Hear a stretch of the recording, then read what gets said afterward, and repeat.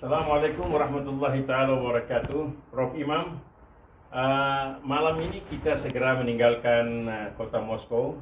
Tepatnya kita sekarang berada di lantai 7 Hotel Kempinski Moskow. Apa sesungguhnya kesan yang Bapak dapatkan sepanjang perjalanan dengan ayahanda kita ini? Tafadhal ya Profesor Imam. Makasih Prof Tamimi. Setelah kita lihat sendiri di belakang kota Moskow yang di waktu malam yang begitu indah, ada tempat-tempat ibadah, gereja ada di mana-mana, lalu kemudian pertokoan, mal, transportasi yang sudah diatur sedemikian rupa, tapi karena volume kendaraan lebih banyak, maka lalu kemudian juga kelihatan macet. Dari sini saya menangkap bahwa sebenarnya kehidupan ini kalau kaya akan ilmu dan teknologi, maka akan maju sebenarnya.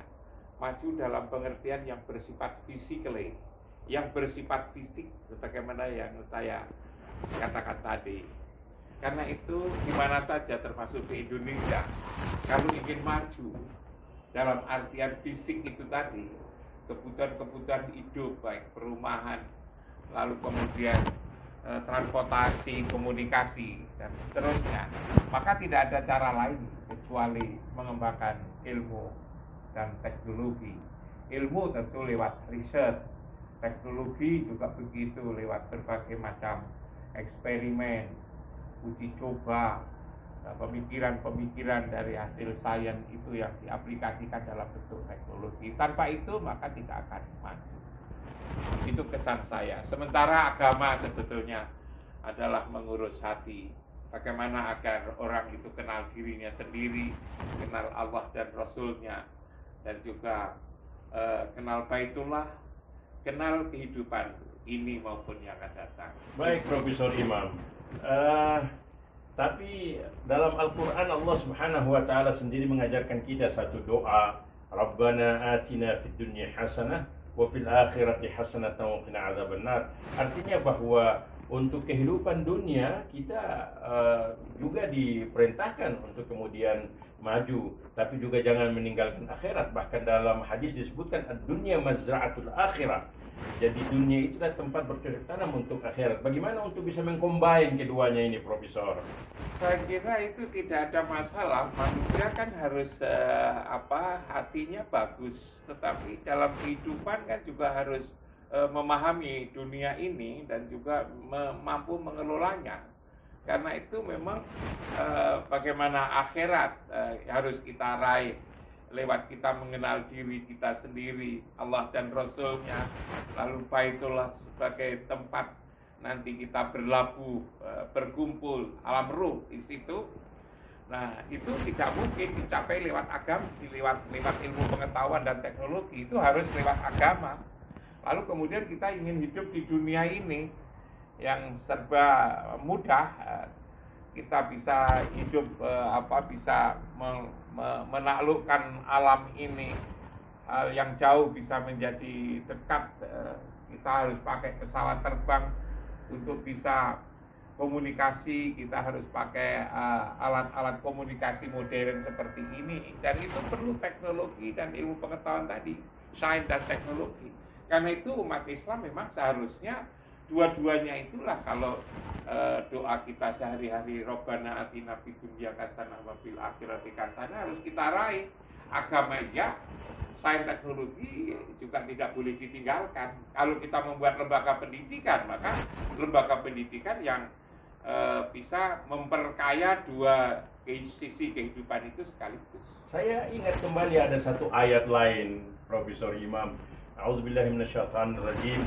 Wabtaghi fima atakallahu daral akhirah wa la tansa nasibaka minad dunya wa ahsin kama ahsanallahu ilaik wa la tabghil fasada fil ardh. Artinya kita diperintahkan Allah Subhanahu wa taala dalam ayat ini untuk mencari kesenangan dunia, tapi jangan juga lupa untuk akhirat. Dan hendaklah kita berbuat baik sebagaimana Allah berbuat baik kepada kita. Bagaimana Profesor bisa menjelaskan tentang hal ini dalam kaitannya dengan ayahanda kita yang selalu membawa kita ke negara-negara maju? Apakah ini pembelajaran secara langsung, Profesor? Menurut saya terbalik, tetapi adalah carilah kebahagiaan di akhirat, tapi jangan melupakan kehidupan di dunia. Itulah maka dua-duanya agama itu tadi, mengenal diri, mengenal Allah Rasulnya, mengenal Baitullah, yang kita nanti akan kembali ke tempat itu, tempat kembalinya ruh yang namanya tauhid itu. Lalu kemudian, tapi jangan melupakan kehidupan dunia, karena kita ini hidup di dunia, dan hidup di dunia ini tidak mungkin bisa diraih tanpa ilmu dan teknologi. Kita punya HP itu aja kan karena teknologi. Kita bisa pergi dari Jakarta ke Moskow selama 14 jam, 15 jam, itu kan karena teknologi. Bayangkan kalau tidak ada teknologi. Terkait masalah ini, Profesor Imam sering mengatakan bahwa kalau kita ingin berhubungan dengan Allah Subhanahu wa Ta'ala, Profesor Imam selalu memberikan satu analogi yang menurut saya sangat bagus sekali. HP misalnya, kalau tidak cocok nomornya tidak bakalan connect, Profesor. Bagaimana Profesor bisa mengembangkan atau memberikan penjelasan tentang hal ini dalam kaitannya dengan ayahanda membawa kita sekali lagi ke tempat-tempat yang jauh ini, Profesor? Saya membayangkan itu, saya sebetulnya ingin menjelaskan tentang bagaimana memperbaiki hati kita ini. Hati kita ini tidak bisa dididik lewat pendidikan, tetapi kalau Al-Quran mengatakan lewat sholat sebetulnya, lewat sholawat, sambung dengan Rasulullah di Baitullah itu. Kalau saya umpamakan HP saya sekarang yang satu di sini, satu di Indonesia. Kalau saya sambungkan nomor itu, saya bisa berkomunikasi, saya bisa kirim video, saya bisa kirim buku, ke Indonesia, begitu juga sebaliknya. Tapi kalau HP saya ini saya sambungkan dengan orang yang barangkali tidak baik, maka suara HP saya ini juga menjadi tidak baik. Mohon maaf, kalau HP saya itu saya sambungkan dengan pemilik HP orang gila, maka suaranya ya suara orang gila yang tidak karu-karuan itu. Karena itulah maka hati kita, kalau hasil teknologi saja bisa menjadikan dengan sama nomornya itu bisa memiliki karakter perilaku yang sama, apalagi buatan Allah, ciptaan Allah yang namanya hati ini. Agar hati kita bagus, maka sambungkan dengan hati orang yang paling bagus akhlaknya, yaitu Rasulullah. Itulah innallaha wa malaikatahu yusholluna ala nabi ya ayyuhalladzina amanu shollu alaihi wasallimu taslima. Itu saya makna itu. Kalau hati kita selalu connect dengan Muhammad di Baitullah, maka tanpa disuruh bagus pun, tanpa disuruh sabar, tanpa disuruh jujur, tanpa disuruh ikhlas, maka lama-kelamaan kalau itu kita lakukan secara istiqomah, menjadi baik dengan sendirinya. Itulah pentingnya sholawat sebetulnya. Yang saya pakai, yang saya gunakan, HP saya gunakan untuk menjelaskan. Baik, Profesor. Terkait dengan menyambungkan rohani kita atau daya ingat kita, ayah sendiri mengatakan bahwa kalau disebut jauh, tapi kalau diingat dekat. Bagaimana Profesor bisa menjelaskan hal ini dalam konteks salawat tadi, Profesor? Ingat itu kan memang disuruh oleh Allah. Kita ini kan punya 3 sebetulnya piranti, ialah kolbi, kauli, dan fi'li. Tetapi ketiga-tiganya itu harus dimulai dari kolbi itu tadi. Nah, dan di Quran juga dikatakan qad aflaha man tazakka wa dzakara rasma rabbih fasholla, ingat dan sholat. Itulah untuk memperbaiki yang kita ingat adalah Muhammad. Ingat Muhammad agak susah, maka ingatlah yang fisik. Yang fisik itu apa?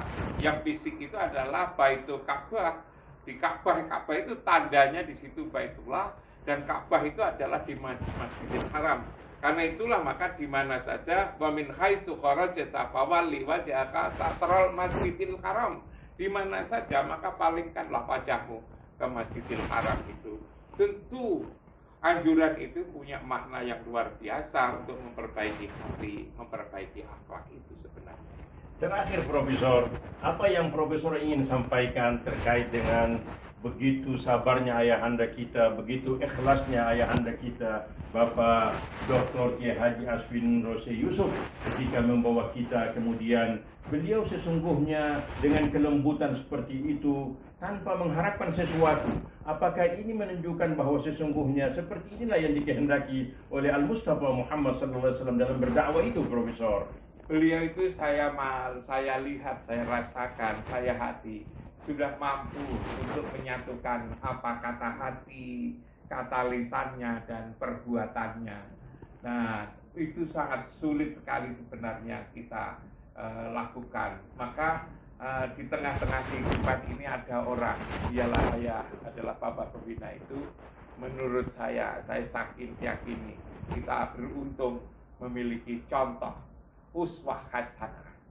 Beliau tidak saja menyampaikan ayat Al-Quran dan sunnah, beliau menyampaikan tentang suara hatinya, tetapi beliau juga sekaligus memberikan teladan bagi kita semua. Kita beruntung sebenarnya di sini.